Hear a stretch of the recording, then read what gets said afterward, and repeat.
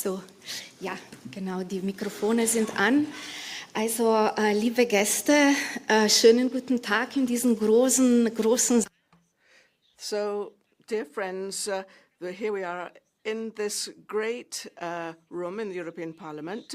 So let me say, I'm going to be speaking German, so don't panic, although I said a word of greeting in Slovenian, but the speaker very kindly thanks the interpreters in the booths who are with us for our 3-day marathon. We appreciate that from the booths. Thank you very much for supporting us. Thank you. So with me today, here, I'm sitting up here, is the Swiss author who is an historian and a historian and also an artist as well.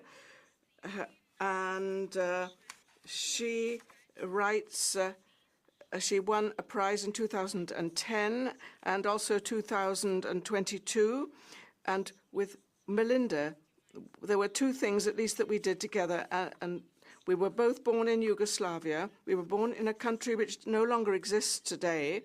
And also, we speak a language which is considered as a small language, or if not a minority language. So there's only about 2 million people who speak Slovenian, and Melinda is the Hungarian minority, speaks the language of the Serbian minority from there. So there's a couple of 100,000 people who speak the language she does. So that is a very good starting off point, really, for a discussion about translation, I think. Two speakers of minority languages. So Melinda, if I could come to my first question. So you grew up in a multicultural and multilingual environment, and you were born into this environment, in fact.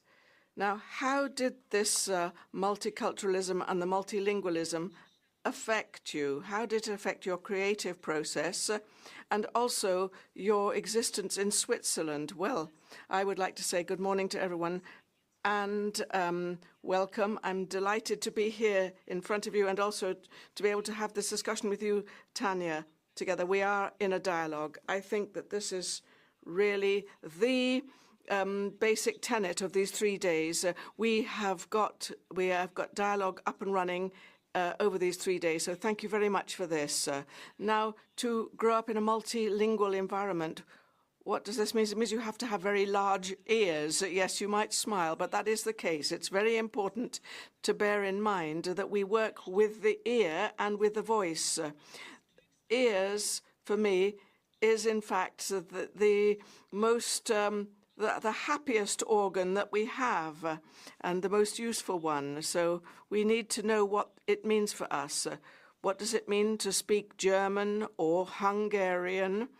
And I noted that a simple word such as allemand is not the same as apple in German, Apfel, because one word is connected, allemand, with my German, with my grandmother's voice, whereas Apfel in German was connected with somebody selling apples in a shop. So we do have questions about voice, about what we hear, and the different languages. If we're talking about multiculturalism and multilingualism, it's a question of being silent or even mute, because I found that I was in a country which was defined more or less by dialect. I couldn't understand. I couldn't understand or be understood when I first came. And I think this question of not being able to be understood or of being dumb, of being, as it were, silenced, had a very important effect on me. It might seem a kind of paradox, but I think that perhaps the talking about language and multiculturalism and multilingualism comes or arose from, came from my situation of having Hungarian as my mother tongue, then learning German, and not even proper German, but Swiss German, which is a kind of high-level dialect. So my parents didn't have books at home. I discovered books in libraries, and so that was how German became the language I enjoyed speaking. So German is a special language for me because it is connected to reading, and I think it's very interesting to look at this because it is not possible in a way to translate what we have. Well, the translators often talk about translating the context, of transposing the context, and your books talk about migration, about the past war in Yugoslavia at the end of the 20th century, about the integration, and that a book was in 2010, published in 2010, the second one in 2017. Why are these stories still very topical for you, although they go back to the end of the 20th century? What do they mean to you? The answer, well, I would like to say that literature, or at least as far as I understand literature, is always political. There is no neutral language. There are no neutral expressions.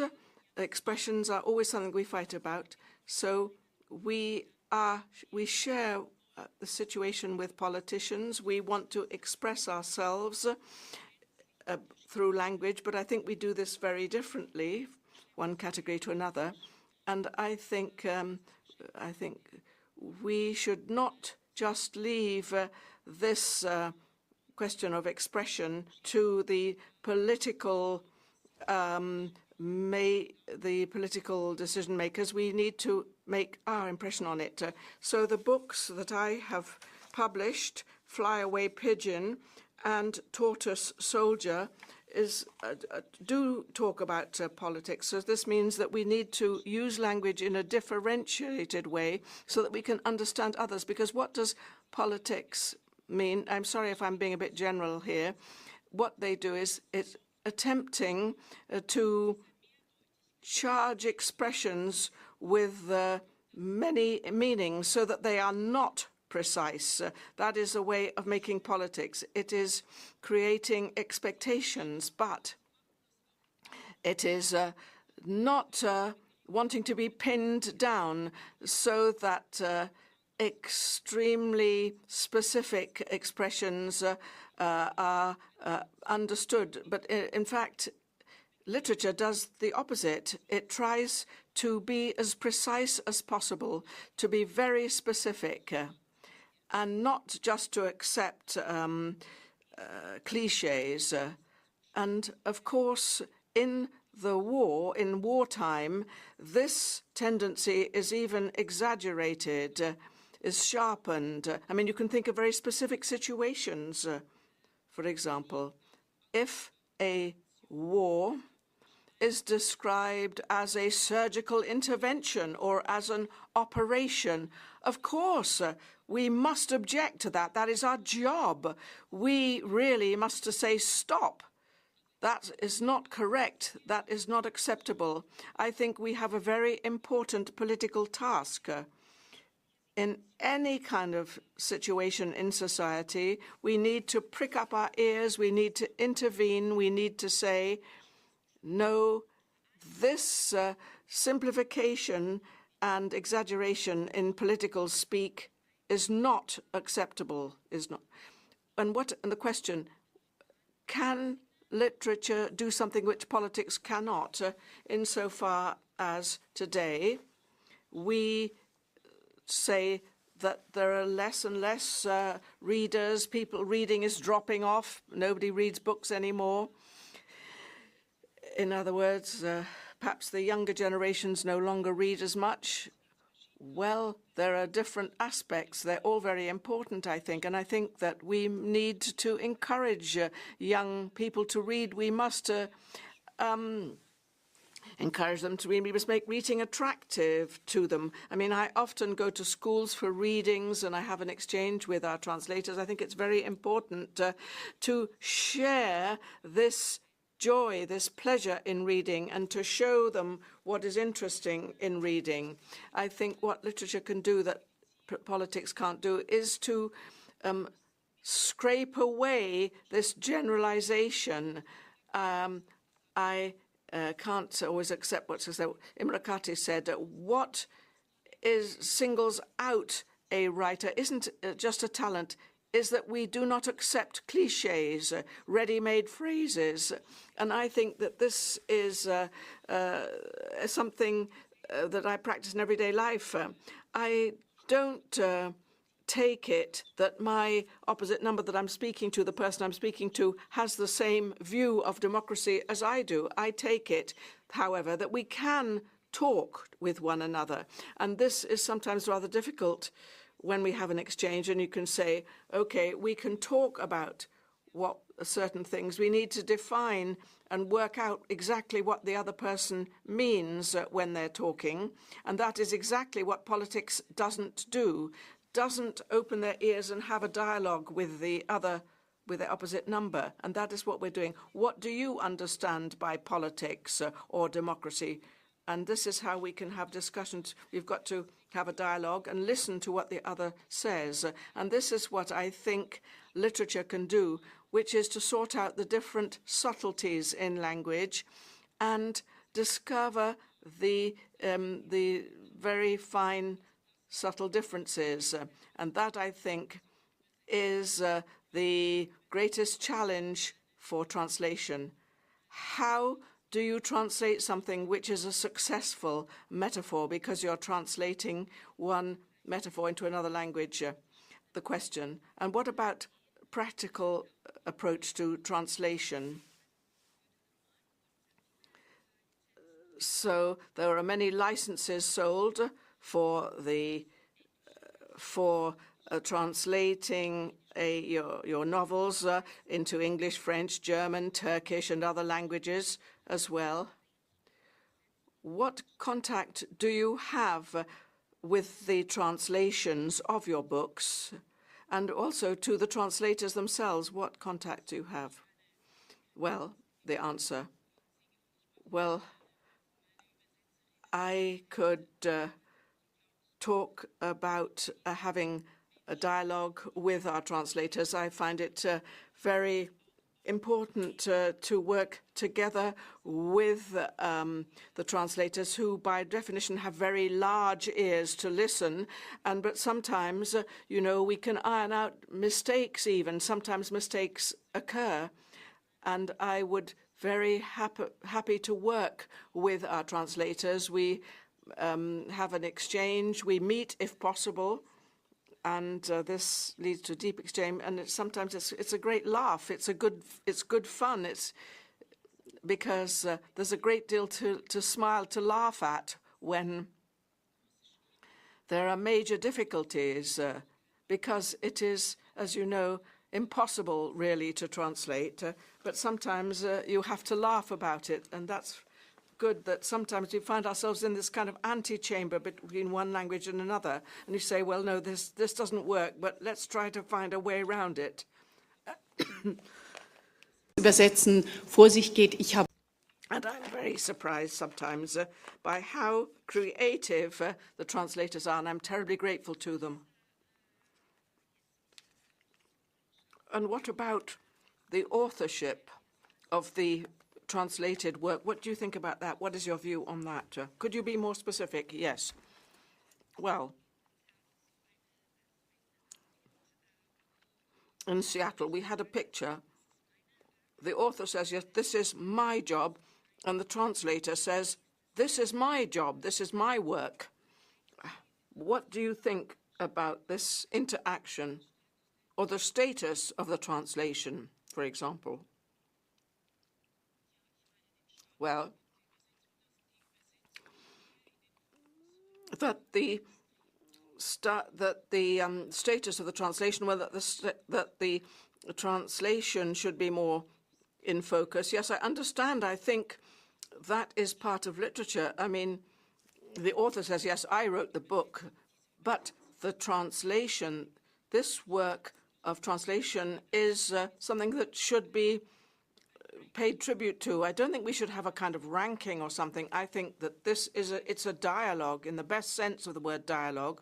Sometimes it isn't a dialogue, and then that isn't a good thing. But to pay tribute to it, I think, is extremely important, to honor it, and that there should be a financial compensation which really respects the work of the translator. I think that this is extremely important. And if we would discuss one further subject, I think I would like to say there is an important subject in this conference, which for us is artificial intelligence, AI. Do you think that AI, has it already affected your work? Has it had an impact on your work? What do you think about that? Is it going to affect writers, do you think? The answer, well, I really can't say very much about this, and I can't understand a great deal about it because, of course, I read this, I think about it a little bit. But if I take it that literature starts precisely there where language ends, where you come across something unknown in literature, where you're saying something which is unsayable, that we're trying to find words which are not yet there. So how could this be done by AI? So I believe a great deal in human creativity and in human creativity of translating.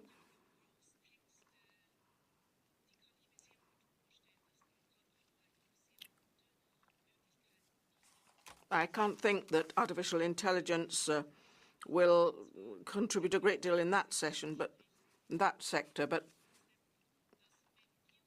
if, when we discuss things in a language, we take it that we understand one another.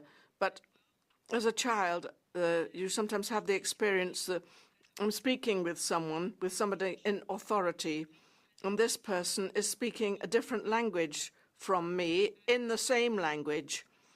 For me, this, I think, is one of the important points of departure for translation. That is, within a language, we have so many different languages contained. And this is where I think we need to pay attention to this. I think we need to pay greater attention to this phenomenon. So I think that artificial intelligence is a great challenge, but I think that the challenge that we are faced with at the moment is that language is used a lot, that it's and we need to intervene as people who are sensitive to language to say we need to pay attention to what is said. And it seems to me we have a great deal of factors in common as authors and translators. Well, I think that this is a very good point to enter on. So thank you very much, Melinda Nadj Abonji, for this very interesting and thoughtful discussion. We're only sorry that it was so brief. So thank you very much for being with us here this morning at CEATL in Strasbourg. And thank you, Mrs. Petrič, and thank you very much, audience.